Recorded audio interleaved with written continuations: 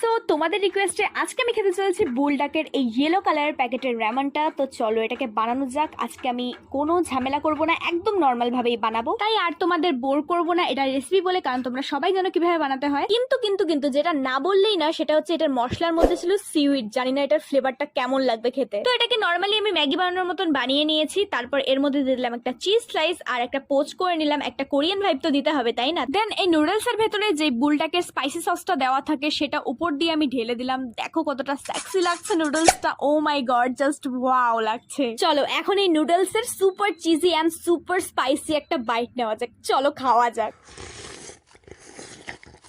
তো এটাকে মুখে দেওয়ার পর আমি জাস্ট ছিটকে যাই, মানে একটা নুডলস এতটা পরিমাণে টেস্টি কিভাবে হতে পারে, তাই আমি ওয়েট না করতে পারে আরেকটা বাইট নিয়ে ফেলি। তোমরা এটাকে ট্রাই না করলে কোনো সময় বুঝতে পারবে না এটার টেস্টটা কেমন। যাই হোক, লাস্টে ভিডিওটা আমি শেষ করছি। ভিডিওটা ভালো লেগে থাকলে একটা লাইক আর সাবস্ক্রাইব করতে কিন্তু একদমই ভুলো না।